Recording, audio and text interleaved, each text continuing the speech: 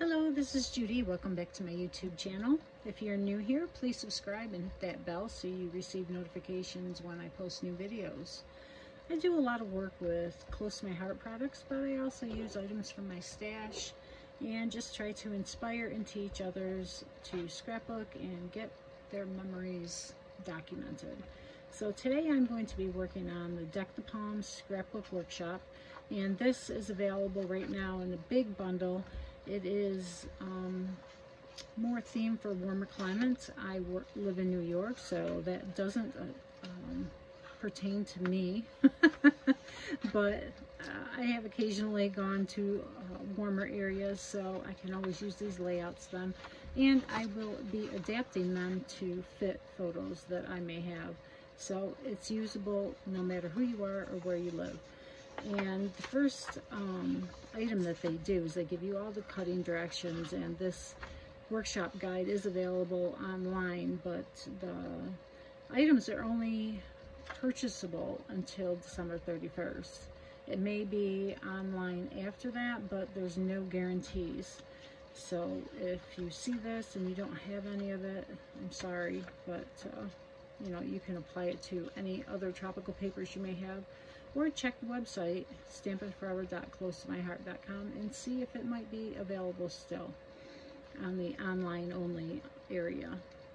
So this workshop guide, I always print them out and keep them because I can use the layout inspiration for other papers as well. So this is the first layout that we make. It's a one-page layout, and they give you directions for the Christmas one and the non-Christmas one. So you could use the papers in a non-Christmas theme, but it's still the tropical theme, right? So that's the first layout I'll be doing.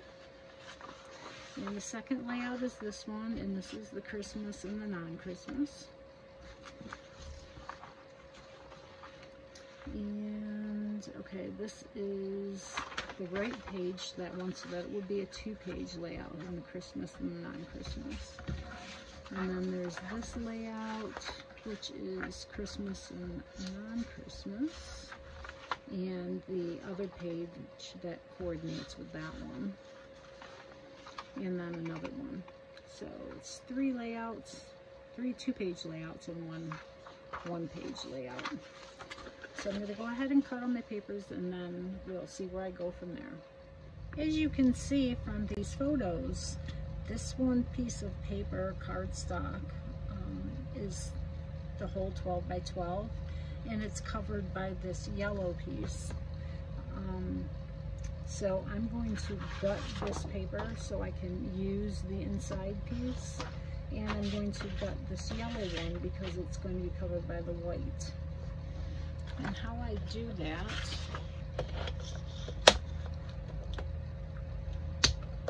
open my trimmer, is I will measure it depending on how wide I want to make my margin. You can go up to 1.5 on this side. So I believe I will do exactly 1.5 because the yellow piece of paper in the directions, I didn't pre-cut this. I wanted to show you how I cut it. This piece of paper has those, here it is, 10 by 10. So the outside margin will be 1 inch, so 1 1/4 would be sufficient. That'll give me room to adhere the glue to the inside of the paper. And you're going to go to the 1 1/4 mark here on your trimmer, and go to the 1 1/4 on the bottom. And you do that all the way around.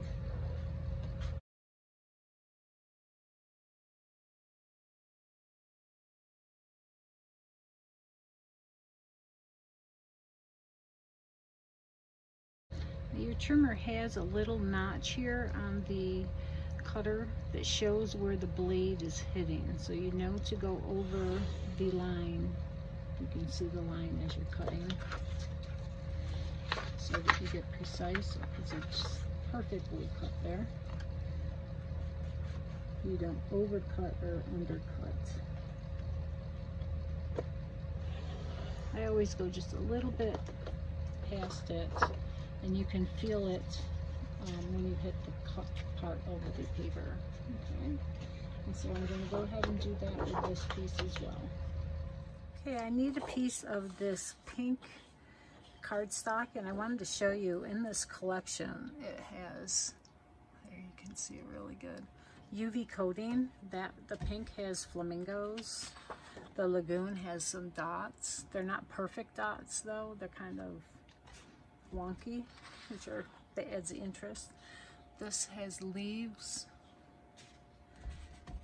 this is leaves as well, the glacier. The other green was plover. And then on the yellow is pineapples. Aren't they cute? And then the raspberry has the flamingos as well. In the full kit, you also get sticker sheets, and this one is for the tropical non-Christmas, and then you also get one with the Christmas theme. So there's some really cute images on here, and these all have that UV coating on the images as well. You can kind of see the, I don't know if you can see the shine or not. Let me see if I can catch it. Yeah. And the fa la la around the trees. There you can see it. Alright, so for the layout, I got my pink strip, which is here. Then I need some ornaments to hang here, the tree, and the circular item. And I'm also going to get a title out for Christmas because there isn't a title there. I'm not going to stick it down permanently, but I have it there. And then I went ahead and I used the stamps to make a whole bunch of images, and I cut them out so I have them readily available when I put this workshop together. In the workshop, you also get a bunch of these acrylic shapes, and one is geared toward Christmas, again, and the other one is tropical with the pink, and this has the red. Let's see, this is also one set. I may have ordered an extra set, I'm not sure, because it looks the same as this one, so that's probably what happened. Here are the colors of tri-blend markers that I'm going to use to color the ornaments. The citrus blend, you use the darkest color, and this is just going to be for the ornament topper. The green turquoise you're going to use to color one of the small ornaments and the large ornament. And you're going to use the lightest one, and I usually color the whole ornament.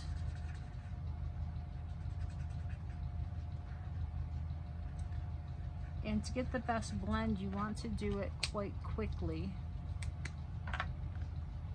Then I will do the outside with the darkest, and all of these directions are included on your printout sheet. And then I'll go around the edge where they meet with the lightest color again to draw in that dark color.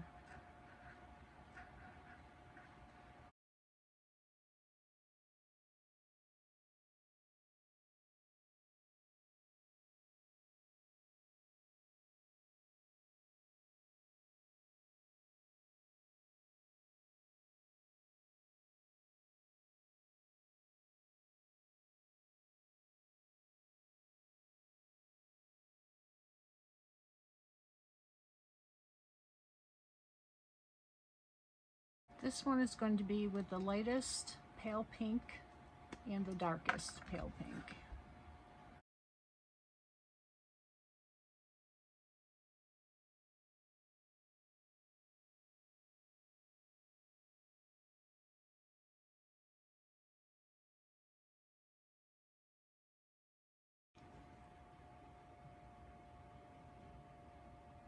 I'm sorry for the shadow. Pale pink is not quite as different, the shades, very close for the light and the dark. These are the two stamp sets that come with this collection.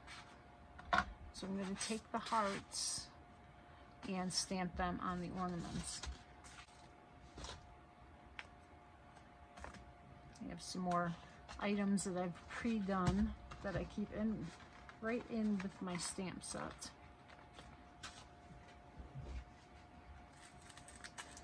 And there is a cushion in here to stamp on. If you're using a Versamat, you can flip it over and use the opposite side to give yourself cushion.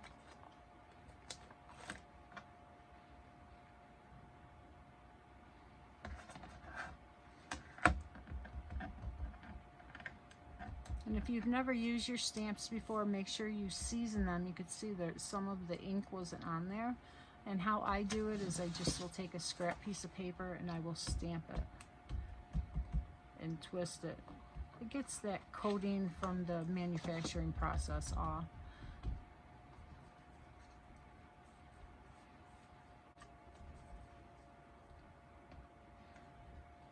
And that's also how I clean it. So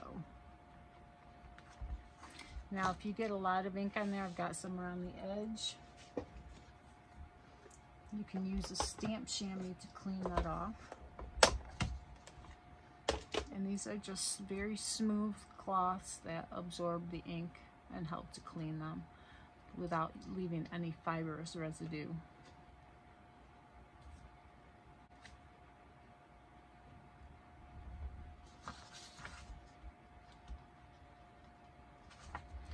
Be very careful with your small stamps that they don't fly off of your stamp block.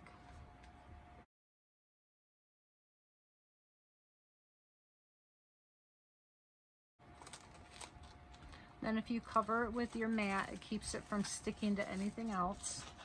Now we'll put the page together. Okay, this is the page, and these are the papers as I have gutted them, okay? So what I'm going to do is put it together. And I see these are a little bit wider than the side, but it's going to be covered up with the white, so it's okay. I mismeasured, no problem. It's still workable. And I used the liquid glue for this. You can use a tape runner. When you're using the liquid glue, it gives you just a little bit of wiggle room time.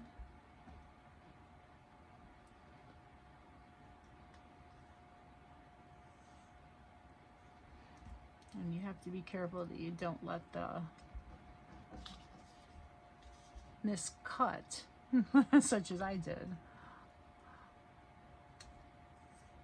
help you misalign where you put it. So you want a 1-inch edge around.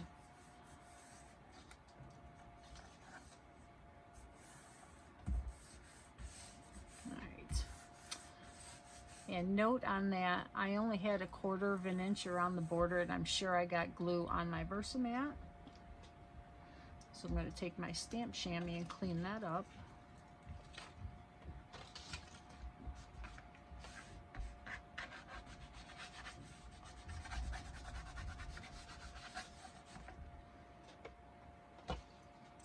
All right, so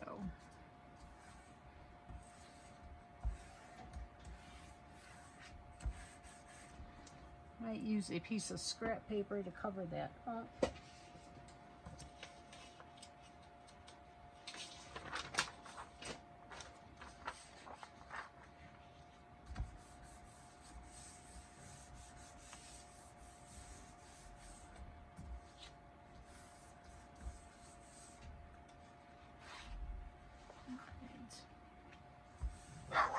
And then the white is going to go on top here.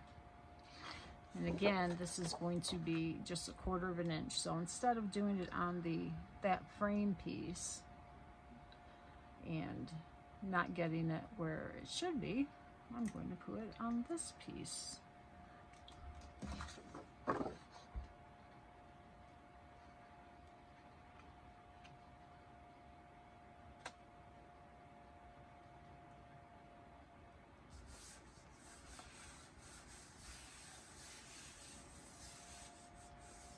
Which is what I should have done in the beginning.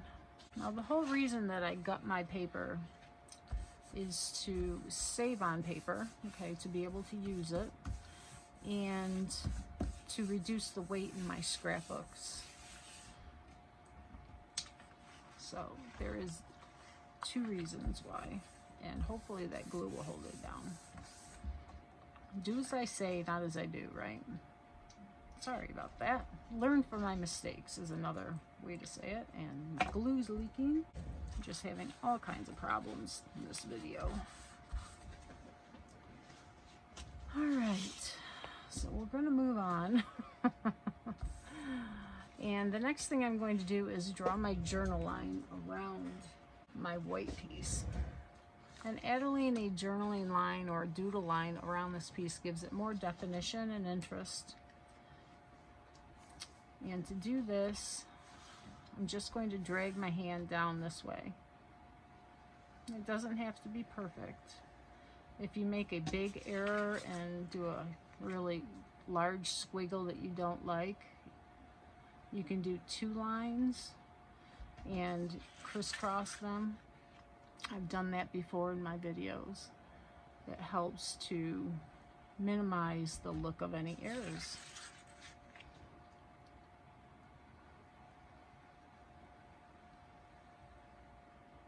All right, that looks pretty good.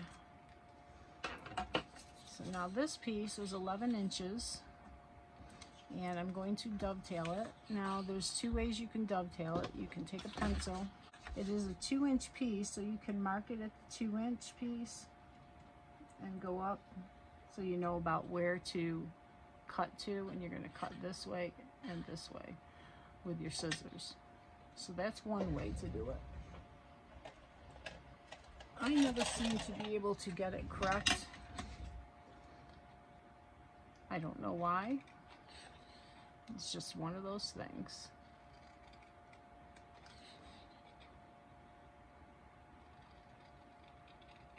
And I'm already off a little bit.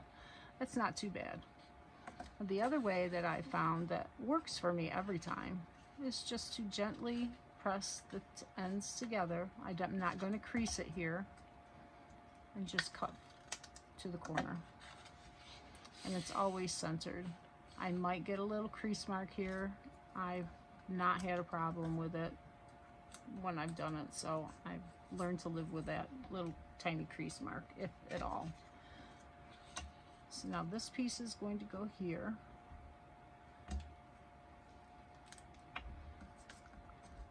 And I'm just going to put glue along the bottom here in case I want to tuck anything in. You can see I've already got glue here, and that is wet, so I got to be careful and find out where that glue is. I'll bet you my glue leaks somewhere else, so we'll find it. Oh, right there, I think. So we're going to put this down and leave a little lip here, and it's just perfectly covering the yellow. Press. Let's get this taken care of.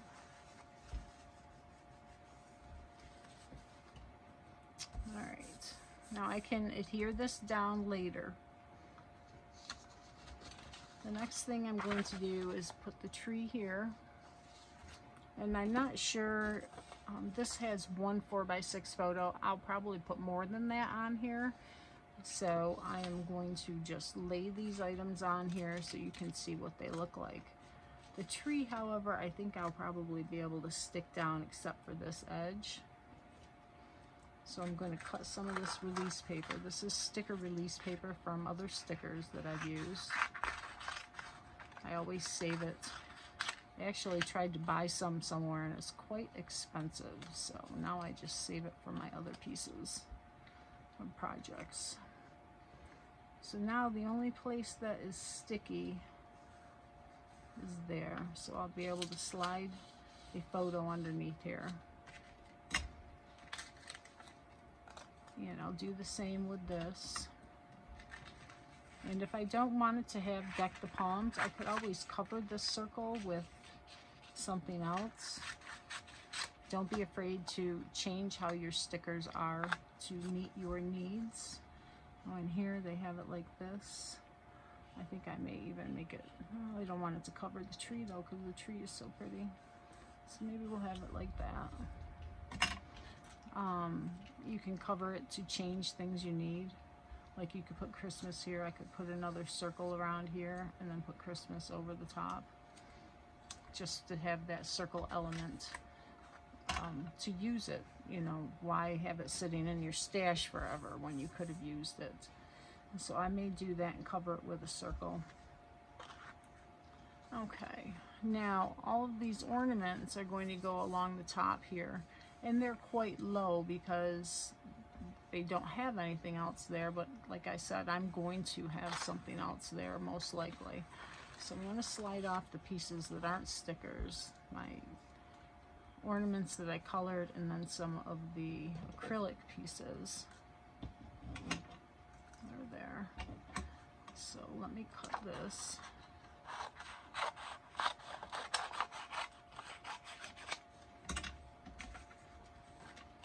So this is going to go along the top, and I'm going to place these here so I have them when I put this page together with photos. So don't be afraid to make these layouts, making them so that you can change them when you have your photos to put on there. I've got more glue on there. I hope I didn't put it on my page. Ugh, I hate leaky glue bottles. Now they have the candy cane hanging in the tree here, and they have an ornament in the tree. It's very off in size. The palm tree is huge compared to these two elements, so I'm not going to do that. I may just put the candy cane down here. I may have it over here. I don't know. So I'm going to put it on my release paper so that I have it. And the same with the other ornament.